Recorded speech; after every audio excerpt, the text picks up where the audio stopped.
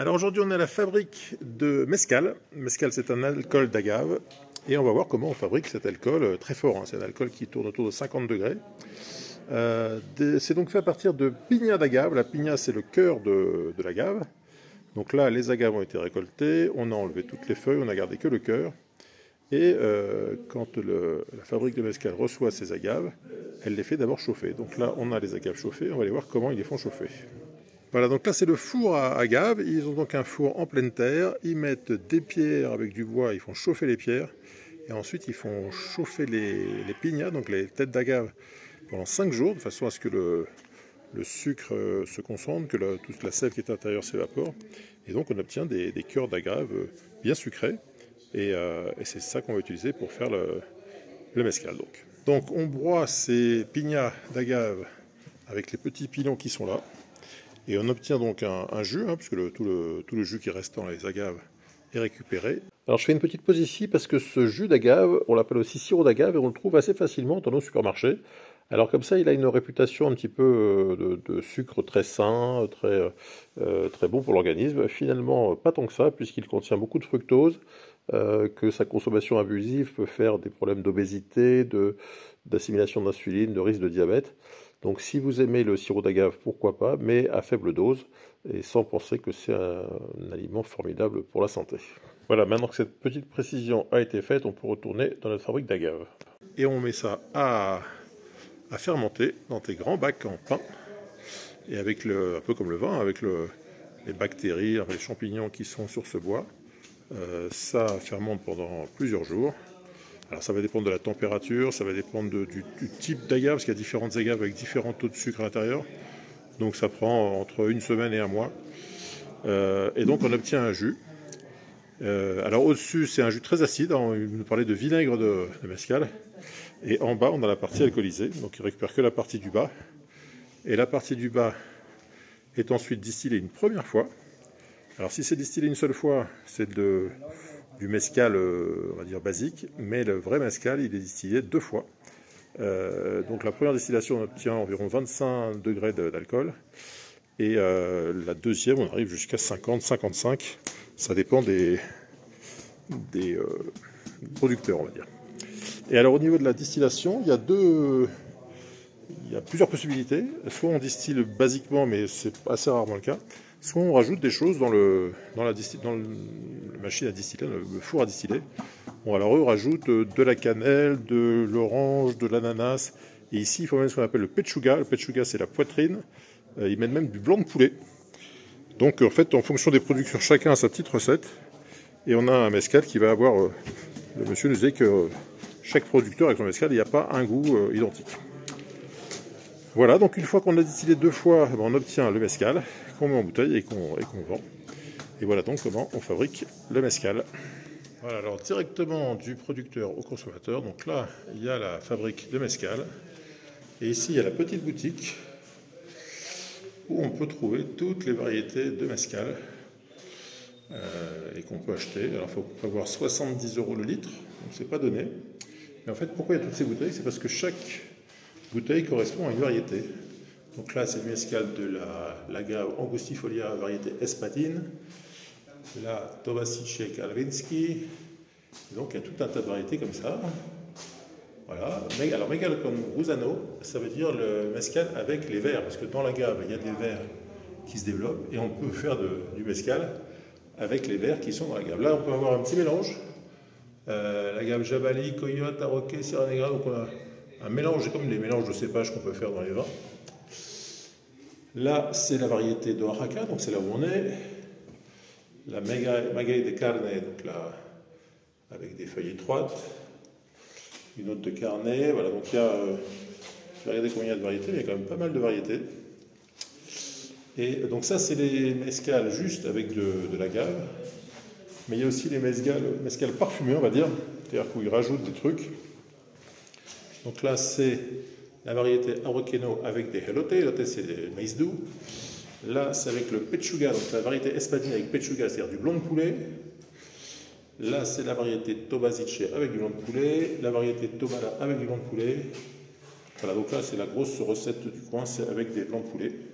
Et donc, on peut goûter avec les petits verres qui sont là, enfin les verres. On peut goûter les différentes variétés, donc si on goûte tout, je ne vous dis pas comment on ressort. Mais ceux qui aiment ça peuvent choisir la variété et acheter donc une bouteille de 1 litre pour 70 €. Il faut savoir que le mezcal moyen, c'est 50 degrés d'alcool, donc ça frappe dur quand même. Donc il faut y aller mollo sur le mezcal, à consommer avec modération bien sûr. Et donc si vous venez dans la région d'Oaxaca, et vous venez voir Félix, vous avez ses coordonnées ici, il vous fera visiter sa petite fabrication de mezcal. Félix, dites-moi un petit peu les différentes variétés qu'on voit là. ¿Cómo? ¿Cuáles son las diferentes variedades que se ven?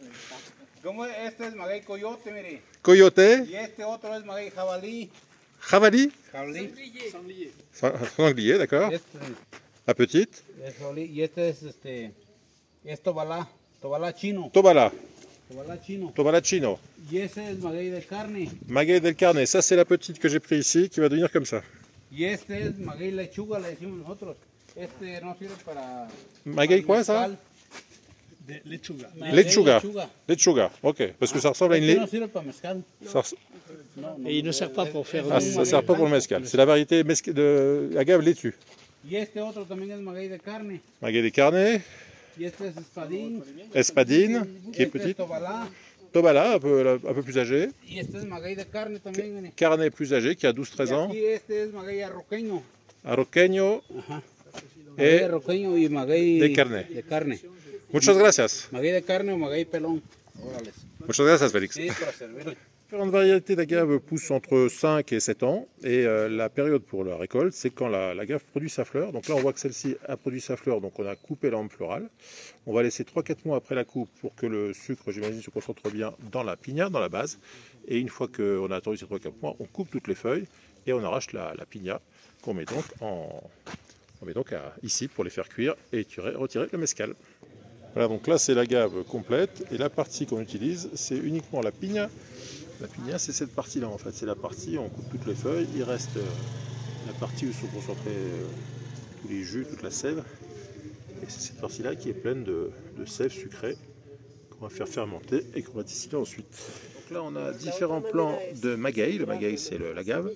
Et là, on a des petits plants qu'on récupère donc au pied des agaves adultes.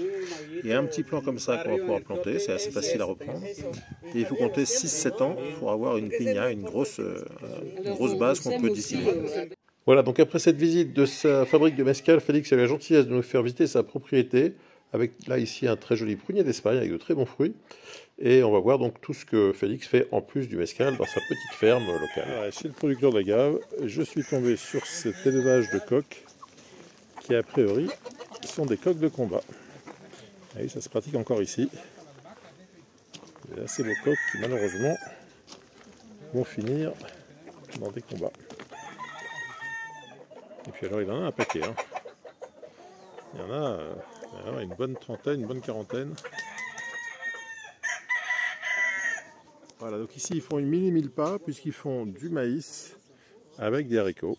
Et le monsieur nous a expliqué qu'il plantait 15 kg de grains de maïs pour 2 kg de grains de haricots. Donc si vous voulez faire la même chose chez vous, c'est environ 1/7 hein, pour avoir des haricots qui ne couvrent pas trop les maïs.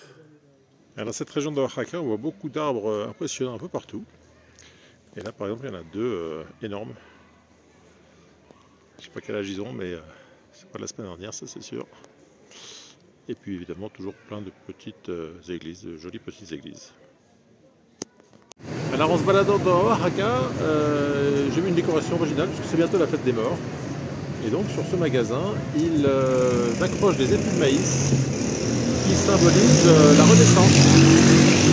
C'est-à-dire que c'est la fête des morts, mais après les morts, il y a la vie qui revient. Et pour symboliser cette vie qui revient tout le temps, et là, ils mettent des épis de maïs sur les murs.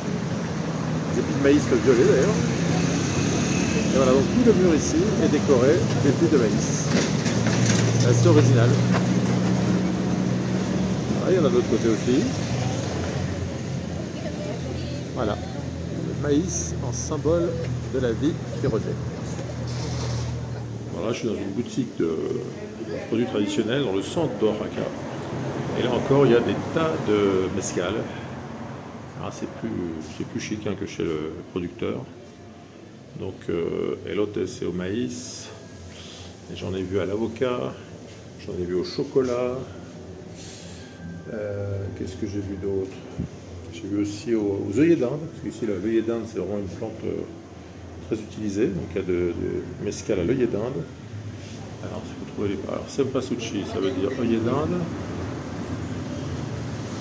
Au chocolat, ici, il y a vraiment des parfums. Alors moi je ne bois pas d'alcool, donc je ne me rends pas compte, mais a priori on sent les goûts dans l'alcool. C'est vraiment une grosse industrie ici, le mezcal. Alors petite balade au jardin ethnobotanique d'Oaxaca, c'est en plein centre-ville. Et il y a plein de plantes assez étonnantes, notamment des cactus, des agaves, beaucoup de plantes intéressantes au jardin ethnobotanique de Oaxaca. Alors ça, sur cette agave, on voit bien la piña, puisqu'on a déjà coupé les feuilles. Vous voyez que le bas, c'est la partie intéressante de la plante pour faire de mezcal. Et là, on voit que ce sont de belles agaves qui vont pas tarder à fleurir et donc qui vont être prêtes à récolter. Là, on voit un agave qui a fleuri et qui a des fruits. Donc on voit que ça fait des centaines de fruits. Ça monte à 5-6 mètres de haut. On voit que les petits fruits, voilà, les fruits de l'agave. Alors au Mexique, on trouve évidemment assez régulièrement des cactus monumentaux. Alors une fois de plus, je ne sais pas identifier cette espèce, mais quand on est devant, c'est vraiment impressionnant. Il y a un arbre étonnant, il pourrait s'appeler Kissifrotzipic, avec d'énormes aiguillons sur toutes les branches. Je ne sais pas comment on peut faire pour monter dans cet arbre. Ça a l'air d'être une plante grasse. Voilà. Et donc des pics comme ça sur toute la plante. Et là on a un petit massif de cactés. Un petit massif de cactés assez balèze. Ça ressemble à des mammillaires. Et tout ça au milieu d'une zone comme d'habitude de nopales, de cycas, beaucoup de cycas, des céréus là-bas, des cierges. Voilà, un assez joli jardin que ce jardin ethnobotanique. Voilà, alors des agaves, évidemment, il y en a des tas de variétés. Et là, je crois que c'est la variété la plus grosse que j'ai vue. Elle doit faire un bon 2,50 m de haut. Et elle n'a toujours pas fleuri. Voilà, c'est tout pour cette journée où on aura donc vu la fabrique de mezcal et le joli jardin ethnobotanique d'Oaxaca. Si vous avez aimé cette vidéo, évidemment, n'hésitez pas à mettre un petit pouce bleu, ça fait toujours plaisir. Si vous avez des questions ou des commentaires sur le sirop d'agave, la tequila, le mezcal, n'hésitez pas en section commentaires. Et puis si vous n'êtes toujours pas abonné à la chaîne, je compte sur vous pour nous rejoindre très vite. A très bientôt pour de nouvelles aventures au Mexique. Bye bye.